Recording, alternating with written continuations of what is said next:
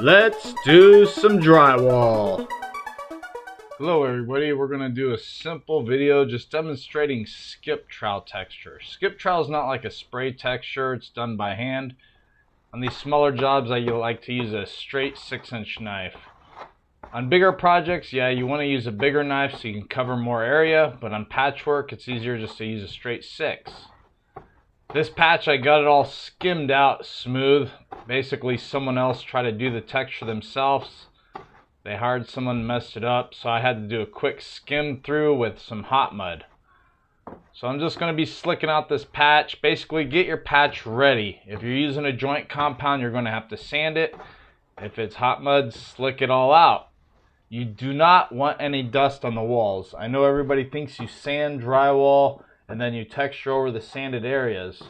That might work with spray textures, but when you do hand textures, you want to try to take off the dust if possible. If you leave the dust on the wall, it's going to drag and it's not going to give you the best texture design. So just get your area prepped up. Basically, you want to make the patch look as good as possible. You just ask yourself, if you paint this patch now, will it look good, perfect, smooth patch? If yes, then it's ready for texture. Texture is just a cosmetic covering. It's not really there to fill and fix any imperfections on the coating. It does hide a little bit, but it's just mostly supposed to go on perfect, smooth areas. So dust off your areas. I use a sponge, and I also like to take it past my patchwork into the existing sheetrock so my texture goes out further and wider to feather it out, blend it in. Most textures, they like to use a joint compound. This is actually called a red line mud. It's mixed powder form. You mix it up. But it's easier just to stick with a joint compound. Joint compounds, you thin them down with clean water. You want to mix them up thoroughly until it's creamy, no clumps in it. The consistency, I would say, is like a heavy pancake batter. You don't want to make it soupy wet, but you need it somewhat thin. And you can see what I'm doing here with the 6-inch knife. Sometimes better to start on the outside edge, and you can start your skip trowel. Nice and slow. Notice my knife is angled almost into the wall. I'm not pushing no pressure on the knife. I'm just basically gliding the knife along the work area, and then it creates the skip pattern, skip trowel. Sometimes if your mud's thicker, you might do a thicker, heavier skip trowel. If you're doing a real heavy skip trowel, sometimes you'll even skip trowel over your original skip trowel to give it like a double heavy skip. If you're trying to get a thinner, smaller dot skip trowel, you just make the mud just a tad bit thinner. Go to the bottoms and the tops, you basically put on the mud. Little by little. These 6-inch knives don't cover a lot of ground, but they're perfect on these patches, especially if you're not that great with knives. It's easier to use a 6-inch knife because you have better control. You're not in a hurry here. You're not trying to slam this out. You're just going to do a simple skip trowel, just little by little until you get your desired texture design that you're trying to achieve.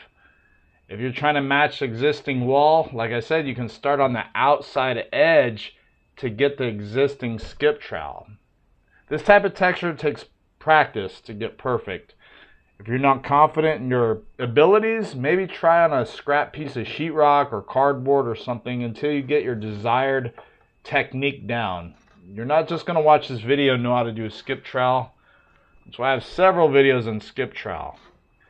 There's videos out there also. You can also add sand to the texture to give it a sand skip, but this job here doesn't call for a sand skip. Most sand skip trowels are usually done on exterior patios. Once in a while they're done on the interior, but this is just a basic skip trowel using a thinner mud.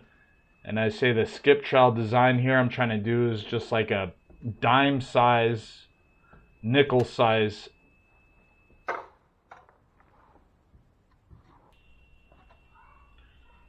continue on finishing up your patch area with the skip trowel. On larger projects, whenever we're doing multi-sheets of drywall, ceilings, whole walls, then you would use a bigger knife. That way you can cover more ground. If you try doing a whole wall with a 6-inch knife, you'd have some serious wrist pain by the end of the job. But these patch jobs, small jobs under a 4 foot by 4 foot patch, just use your 6-inch knife.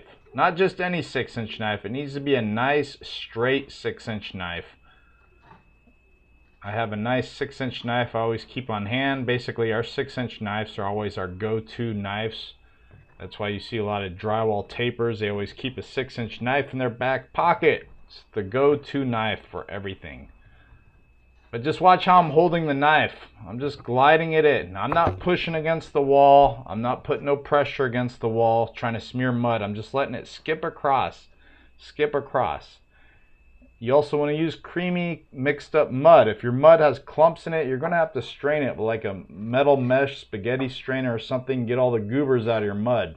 You have to use fresh, clean mud mixed really good. You got to use a hand stomper and really mix it up. Or you got to use an electric drill and get that paddle really mixed up. Get it creamy. Creamy, creamy, creamy. No clumps, no bumps. Any light spots that you miss, go ahead and just put a little bit of skip trowel in it. It's easy. Maybe you have a type of texture in your house you don't like. You can go ahead and skim out your old walls smooth and you can try to do a skip trowel on it. In my area, skip trowel is really